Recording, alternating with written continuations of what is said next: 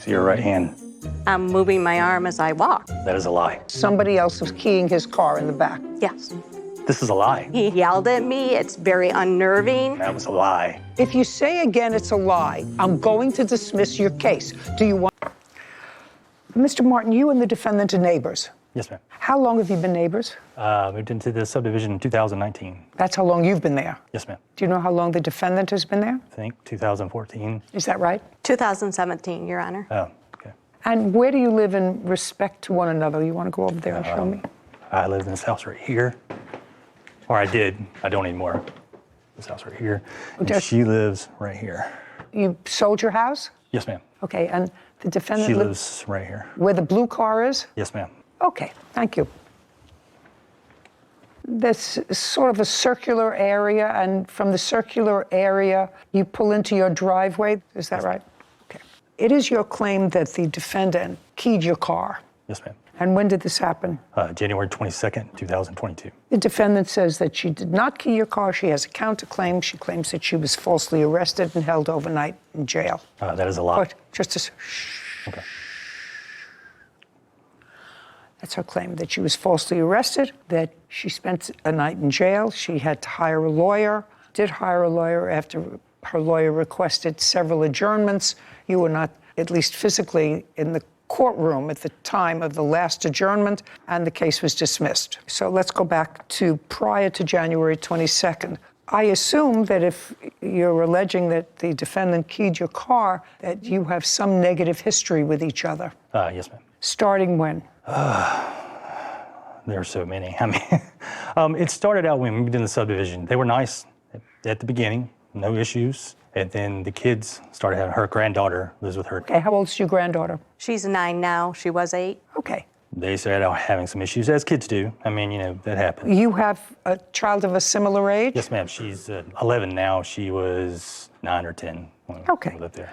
And the two children had an issue? I mean, you know, kids argue. No, I understand that. I'm not going into who was right and who was wrong in the kids' argument. I don't really care. But when did that argument between the two children spill over to the neighbors? Well, I guess the final straw was Labor Day weekend of 21, the Sunday before the Labor Day. We came home late. It was about 7 o'clock. We were working, and we told Jillian we were going home for a little bit, and she said, I want to swim in the pool. So, all right. Jillian is your 10-year-old? Yes, yes. And of course, she said, well, that's boring, Daddy. I want a friend to swim with me. So I said, okay, one friend. That's it, because your brother's going to watch you, and then we're leaving to go back to work. So she goes next door to Patrick's house, which is the next door neighbor, and she asked Patrick to come over and go swimming. He comes over. At the time, I didn't know this. At the time, At the time, the defendant's granddaughter was there. Yes. At Patrick's house. yes, Got it. So your daughter went over and invited Patrick Right. to come and swim. right. And not, You had told her that she could have one friend in the Right. pool, so Patrick left to come swimming, leaving your granddaughter alone. well, she had to go home. She had to go home. Yes. She came home. So just a second. Okay. That's what happened. Okay, you had a grandchild who had hurt feelings. I assume She had actually hurt. went over to go swimming. She thought she was invited too. You had a And- child with hurt feelings. And I went to ask what had happened. Okay. That's this big hoopla. Okay, now your grandchild comes home. I assume she was upset. Was she crying? Yes. Okay, and that was about what time? In the evening. I honestly can't remember. Okay, and when she came home crying, tell me what you did. Went out and, honey, what's wrong? What did you do? Are you okay? Yes, and she told you what happened. Said I went over to Jillian's. She invited us swimming. And when I got there, her dad said only one person could swim. Okay, So she came home. okay, and what did you do next? That's not what happened. I talked to her, calmed her down, and I went over and said, hey. You know, just a second. You walked from your house, where the blue car is. Yep, around the corner. Did you take your granddaughter with you? No, ma'am. Okay. She's lying. And what? Shh. If you do that again, I'm All right. just going to dismiss your case. Do you understand Yes. that? And you know, it's Yeah, easy. I got it. This isn't my case, it's your case. I know.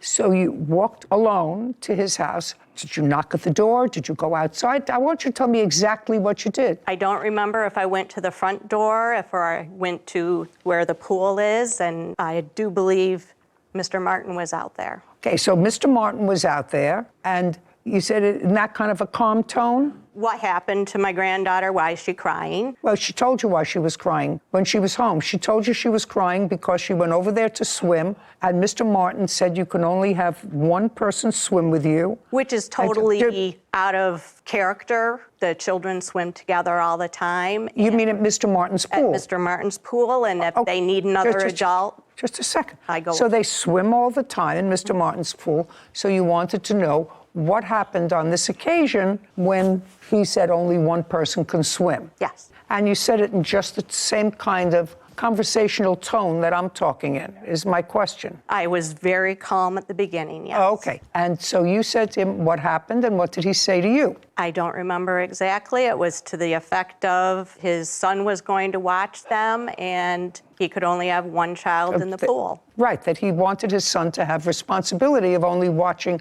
one other child other than his sister. Correct. Right, well, that sounds reasonable. And that's fine. Just a second. So how did it escalate? He said, I only wanted one child in here. My son's going to watch the kids. We have to go back to work. And that should have been it. She did not come to my house. Okay. Her daughter came to my house. Just a second. You mean her granddaughter's mother? Yes. I never talked to her. Before my daughter went over, I had gone over. She didn't. Oh, no, just a second. Yeah. Now I don't believe you, Miss Morell. Now I don't believe you, madam. I watched your eyes. I just watched it. Now uncross your arms. So, her daughter came over first. No, Yes. I Well, went she over. never- I don't want to hear you. She never came over. The daughter came over. She bypassed my front door and went to the side gate where the pool is. She told my son to go get me. To go get you. To go get me. I came out and she called me a jerk. You should let her swim in the pool. Blah. I just told my daughter, look, you can have one friend because your brother's watching you. It's not fair for him now to watch 3 kids. Just 2, that's all. I told her, I said, look, I don't know what you're talking about. I said she could have one friend and that's it. She proceeded to call me a jerk. She said some other choice words I'm not going to repeat, in which case I did cuss her out and told her to get off my property and not to come back again, anybody in her family, or I would file trespass charges. Okay, and that was on the Sunday before Labor Day. Yes, ma'am. And when did this incident happen with your car? January 22nd. After that incident on Labor Day weekend, did you have any other contact with the defendant? Yes. When? I think it was right after Jillian's birthday on November the 21st. I think it was like a week, like December the 1st, I think. And this is really sick, but it got to the situation where she would watch my kid. And every time my kid would go to Aubrey's house or Patrick's house, she would take toys, she would unpack her stuff. And I told her, I said, look, you can't play with her. So they would wait 10 or 15 minutes till she got unpacked and get all comfortable, having a good time. She would send her granddaughter over there. She had to pack her stuff up and come home. She would come home crying many times. So then it got to the point where Patrick, he would come over to our house. He'd be over to our house all the time. They would get on trampoline, play video games, blah, blah, blah. So I was doing something one day and then the camera went off and I give me a load of my iPad. Here comes Nancy up my driveway. She knocks on the door and she says, can we play? And I said, no, you can't play. Get off of my property. File trespass charges if you come back. That was, the last time I interacted with her until she keyed the video. Well, it's not my job to be judgmental in a social way, but I have to tell you, I would have handled it a little differently with her. She wasn't the one who behaved badly. I wouldn't visit her daughter's bad behavior on an 8-year-old. There are kids who live right around the corner from each other, and it seems to me that the bad behavior of a parent or a grandparent shouldn't impact on a child. The granddaughter is a nice little girl. Well, if you say so. Is she? Well, she spread rumors about my daughter and said that, she told Aubrey that my daughter stole some of her toys, and that was a lie. Okay. All right. Well, it sort of started to get nasty. Let's get back to the keying of the car. So that happened in January. So tell me about the January incident. Okay, so she got up January 22nd. It's a Saturday. She decided to walk her dog. She's walked her dog. Go over there. Show me what you saw. Okay. So she decided to walk her dog, and so she walks up the sidewalk. Well, you didn't see that. No, not right here. No, you didn't see that. When she gets about right here, which is Patrick's house, the mailbox is right here, you can see in the video. That's when the cameras detect motion. That's when I get the alert. So I see her walking the dog, and she's walked her dog past my house many times, but never gotten that close to my vehicle. So immediately I thought something. Where was your car? My car is parked right here. In the driveway? Yes, ma'am. So she walks the dogs, and she is right beside the view. You can see in the video, you can see her right hand go up. So I immediately run out of the house. I have a truck parked right here. I looked at my truck. I thought maybe she did something to the truck.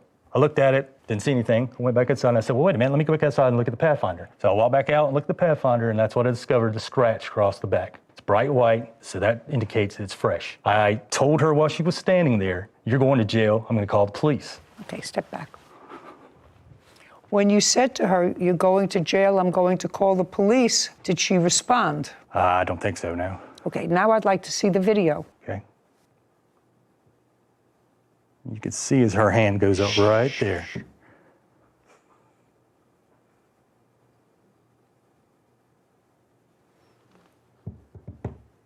I'll take a look at it again. Is there any reason that you stopped behind his car? Is there The any dog reason? stopped to sniff. I stopped with him. You see her right hand right there. I'm moving my arm as I walk. Yes, and that's where the scratch is. Okay, can I take a look at the photographs of the scratch, please?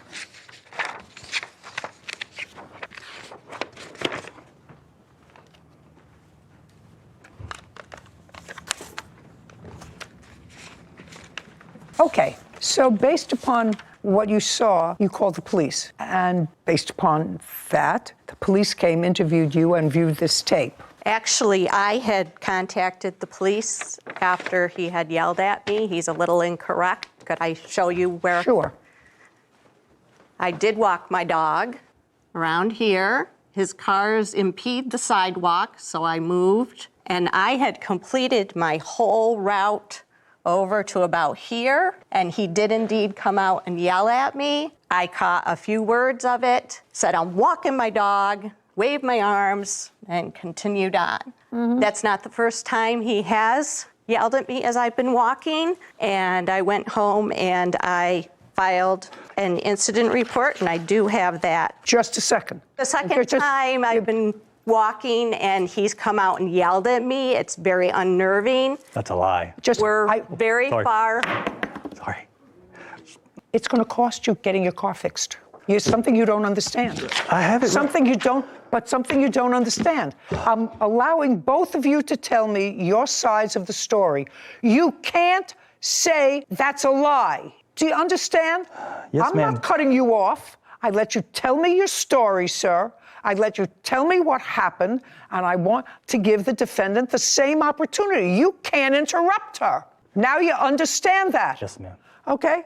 I will tell you what I don't understand, Miss Morell. You see, if I had got into a kerfuffle with him, which you had, because he said, you and your granddaughter, which I actually think was socially wrong with regard to your granddaughter, but with regard to you, he doesn't want you there, right? I wouldn't walk up a cul-de-sac to go past his house. If it were me, I see plenty of space where you can walk. You can cross the street from your house and walk in the street the other way. And then when you come back, you can walk the other way. You don't have to go inside that cul-de-sac to walk anywhere near his house. That's looking for trouble. Can I just say something? About what? The trend that another gentleman, he tried to accuse of scratching his car. Are you her husband? The police arrested you.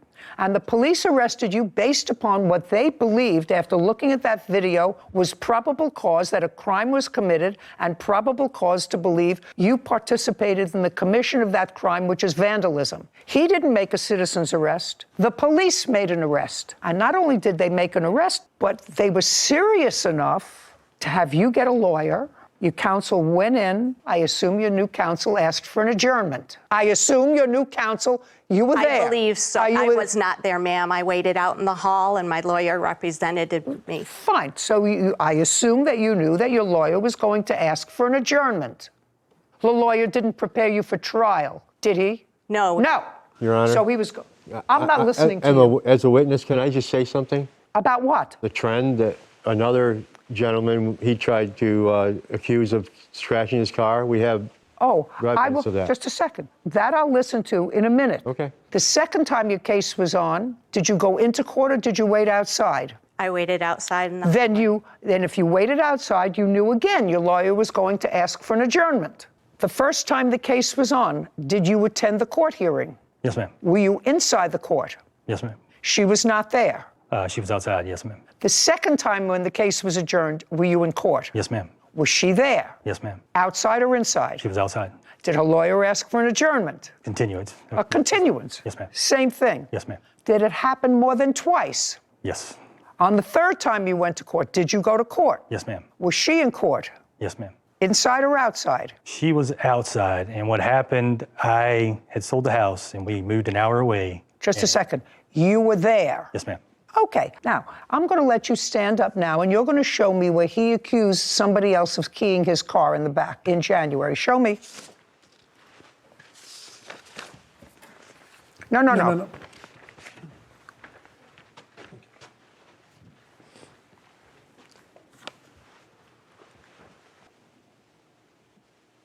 Well, this says that on January 18th, which was 4 days before this incident, you reported another vandalism to a Nissan Titan. Yes, ma'am. Is that the car that you saw her key or believe she keyed? No, ma'am, that's a different vehicle. That's what I thought. That's a different vehicle. That has nothing to do with this car. Well, the gentleman that he accused it of, he didn't even have arrested or didn't want to press charges. Just a second.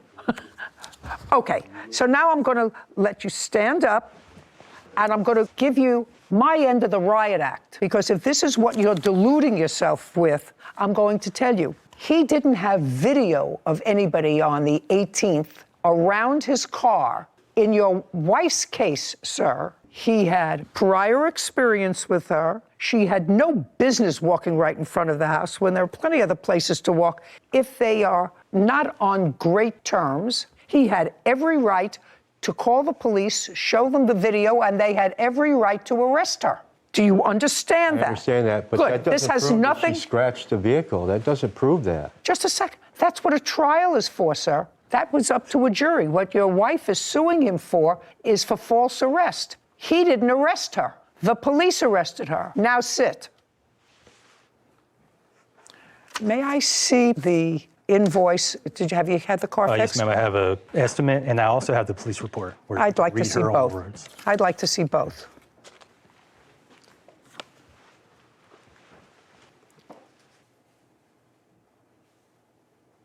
So the police officer indicated that after you were told about what the officer saw on the video, you've decided to make no more statements about the incident, and you were placed under arrest for malicious damage. The officer also reported that the scratch on the back of the car was fresh because there were fresh paint chips on the street that were red paint chips. There's a red car that came off that car, which demonstrates to the eyes of any layperson that since there's traffic back and forth there, if there are fresh scratches and fresh paint, it means it just happened. So your counterclaim for false arrest and anything addended thereto is dismissed. I did not do it, Your Honor. Right, well, okay, maybe the case was dismissed. That doesn't mean you're entitled to money from him. Police had probable cause to believe that a crime was committed and probable cause to believe that you committed that crime. The rest of it is up to a jury. So you have a beef with the police department, not with him. They had an absolute right to arrest you. I'm not giving you $2,500 for this scratch, sir. Get it out of your mind. Do you understand? Why not? It's not a $2,500 scratch. I mean, that's an estimate from a body shop. $500. Judgment for the plaintiff. We're done. This court is adjourned. Well, she was incorrect because I did not do it. You know, we took an oath when we went inside to tell the truth, and she lied repeatedly, and she got mad at me when I said that's a lie, but it was a lie. That he saw me walking by and looked at the car and said, oh. The next day I called the police to see what happened, and they informed me they arrested her. I thought they were there because I had called about him harassing me, and then all of a sudden they just said, you scratched his car. And I said, no, I didn't. I think she should have stayed in jail longer. They placed me in custody. The lady does nothing but lie. She's a liar. It was horrible. I actually thought his behavior when the defendant brought her granddaughter over subsequently and said, can't she play? Because evidently there are 2 or 3 kids who live close by and they always play together. All of a sudden, the granddaughter is excluded from that play. There's a certain amount, as a parent, he should have had some sense of that and said, well, of course they can play, but your daughter owes me an apology. You know, if you're behaving like an adult, your daughter owes me an apology. I tried to do a responsible thing. I didn't want to let my son watch more than one stranger child in a pool which is absolutely smart because, God forbid, something happened to one of those children, they would certainly turn around and sue him. Yeah. So he did the responsible thing. Was it hurtful to the other child? Yes. According to him, his daughter was playing at Patrick's house.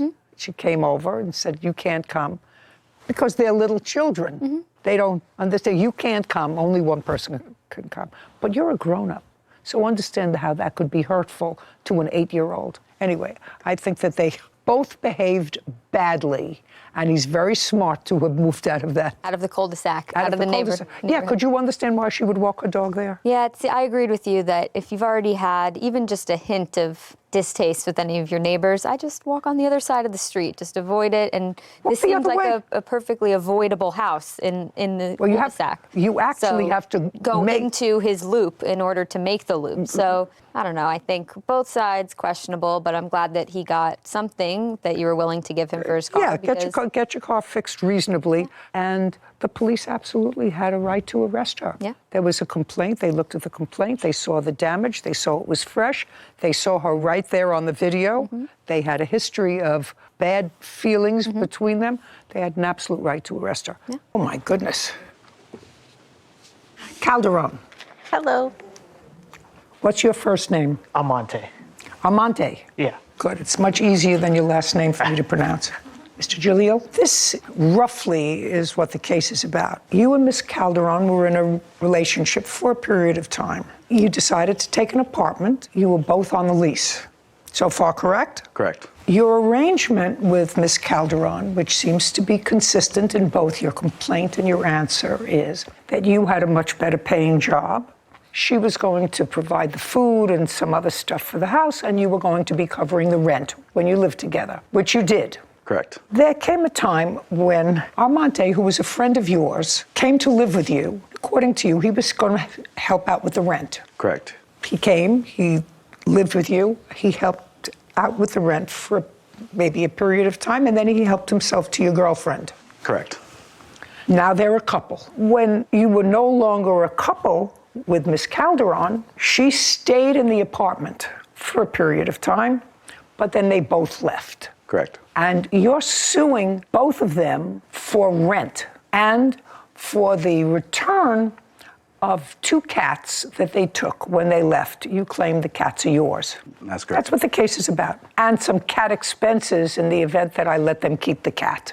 Cats. 2 cats. So when did you and Miss Calderon sign a lease together? We signed the lease together at the end of July with the landlord present. July of 2022? July of 2021. Correct. And it was for a year? Correct. And you had a job working for whom, sir?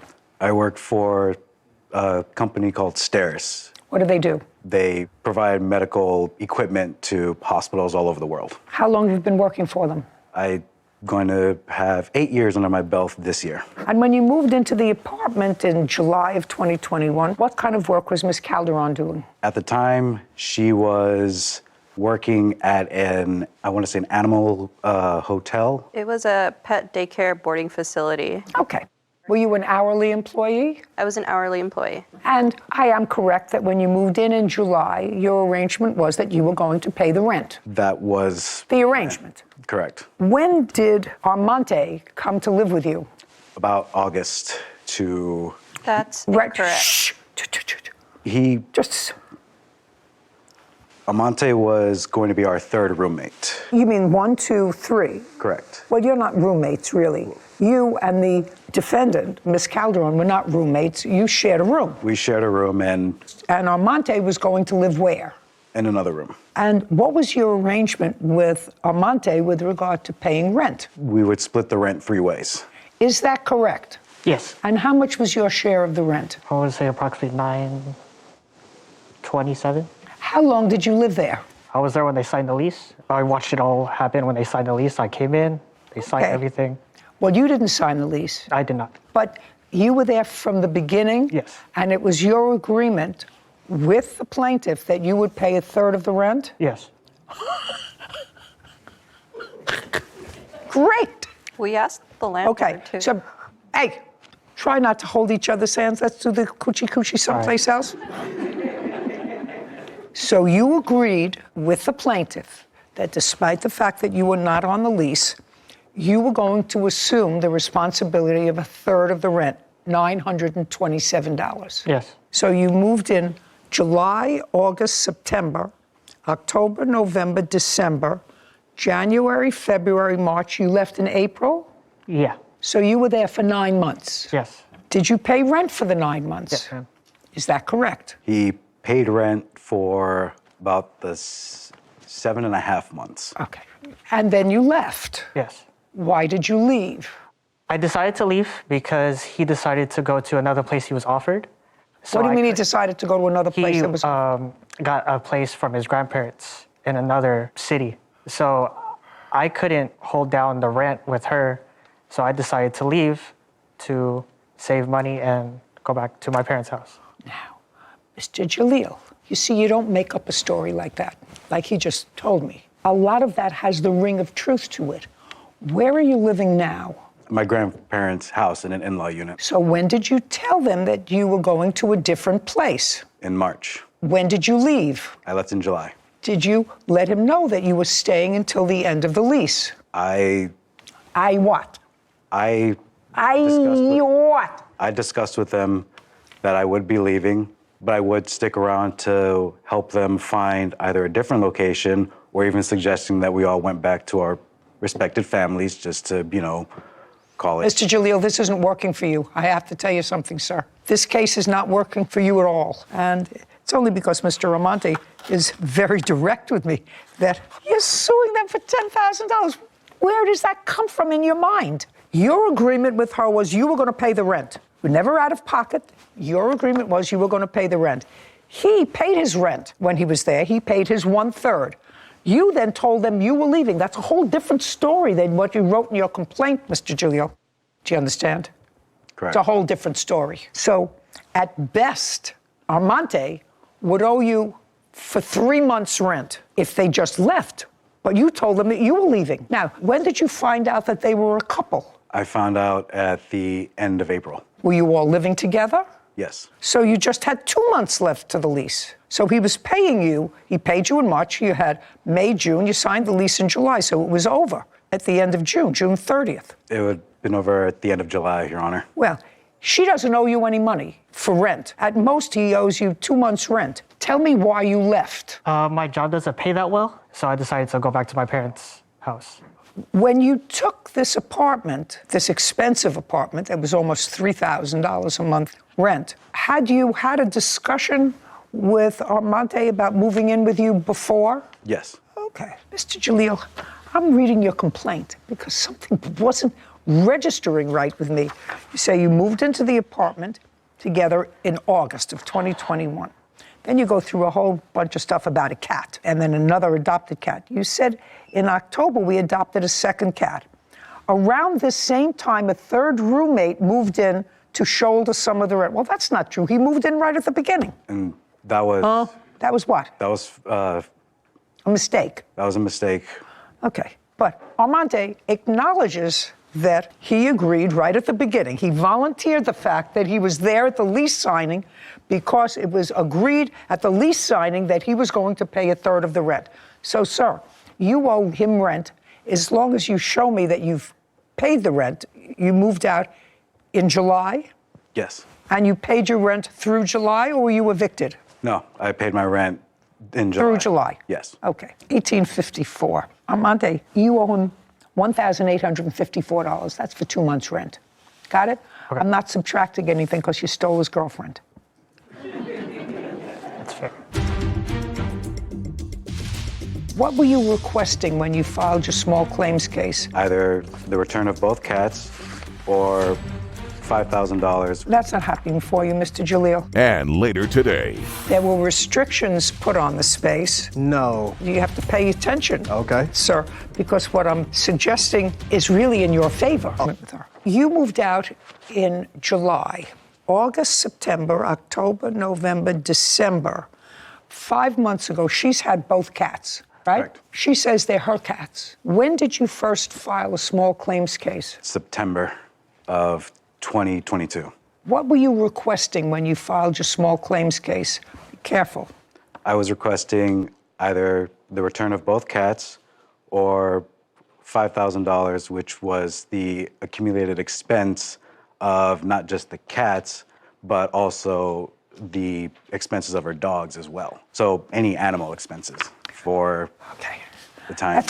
That's not happening for you, Mr. Jalil. When the cats were either registered or went to the vet, whose name is on the sheet as owner? I believe it was Miss Calderon. Is that correct? That's correct. And she owns the cats, and she's had them for the last 5 months. I suggest that you go and adopt 2 more if you want some more cats. Do you understand? Yes. You were living together as a couple. However, your friend Armante has to pay you for the couple of months' rent that he didn't, because he says, not you, he volunteered that was your agreement from the very beginning. So he owes you $1,854. We're finished. Thank you very much. This court is adjourned. I think he's just kind of butthurt that I moved on. At least now I can put everything behind me and say that I did try. I didn't think it would escalate this far. All you can do in a situation like this is just you learn from it and you move on. The heart wants what the heart wants. This is what it is. It's life. I find fascinating, Sarah, that people will write and or be assisted in writing a complaint and an answer, but they read it over. This man is an intelligent man. He has a serious job for 8 years. First of all, he was suing for $10,000. Come up with that money. $5,000 for the cat's expenses, ridiculous. But his complaint had really nothing to, even the timeline. As your clerk, I know that is a pet peeve of yours when I don't understand they it. don't match up. If you're going to tell a lie, at least tell a consistent lie. right. I think the right thing happened. I think the defendant friend admitted himself that he owed the rent, and that was great, even though he probably should have just kept his mouth shut. And not said, I was there when the lease was signed. This was always our agreement. Yeah. I was going to be the third. But he was honest, which we always appreciate. And so I think the right thing. So I think he needs to, like you say, put a period, move on. Anyway, all happy, and they look happy. They couldn't keep their hands off each other. Case number 2172, Foster Gardner versus Menzel. All parties, please come forward. Jamar Foster and Sean Garner are suing record producer Livin Menzel for event costs after Livin canceled their Halloween party. Who's Mr. Garner? Mr. Foster. Right here. Are you going to be speaking? You're standing in the speaking spot. Yes, ma'am. Okay, great. According to what I read, the defendant rents a music studio. Is that correct? I rent a facility in which I own a music studio. You rent in someone else's building? Yes. And you're recording people. During the course of your business, you decided to enter into an agreement with the defendant to use that recording studio, which she rents from that space, which she rents from a landlord. May I correct you, please, Your Honor? Yes. She actually is a facility that has multiple units in it. She runs a studio, and then there's other event space inside of that same facility. Okay. Give me an idea of how large the space is. I believe we were quoted something like 5,800 square feet. And so you have a music studio, and around it is other open space. Yes. You decided to go into some sort of a business with her. You wanted to run events. Yes, ma'am. Social events, nothing to do with the music studio. Absolutely not. Is that correct? Yes. And according to you, you gave her $6,000. Yes, ma'am. Sort of front money to start using that space. Yes, ma'am. Subsequent to giving her the money, according to you, there were restrictions put on the space, on the number of people you could have, the kind of parties you could have, etc. No, absolutely. I apologize. Well, you have to pay attention, okay, sir, because what I'm suggesting is really in your favor. Oh, okay. Let me. Okay. So, is really in your favor, so you have to think. Okay. Subsequent to giving her, that means after giving her the money, restrictions were put on the kinds of events and the number of people you could have in the space. Is that true or not true? That is absolutely true. No, that's not. I'll get to you in a second. Okay. And you want your $6,000 back. Yes, ma'am. And that's what it's about. The defendant does not deny that you gave her $6,000. And then I'm going to hear what her defense is. So I want you to tell me, when, for the first time, did you have a discussion with the defendant about going into this business venture where you would front the money and whatever events you would have, there, you would reap the benefit, the financial benefit from that. When did you have that discussion with her? Okay, so we met living at the end of August of 2022. We actually signed the agreement pretty fast. We signed the contract agreement on September 1st. May I see the agreement? Yes, ma'am. There was no agreement signed, so I don't know how it could be signed. She keeps arguing that. Just a second. Could you be quiet? Yes, ma'am.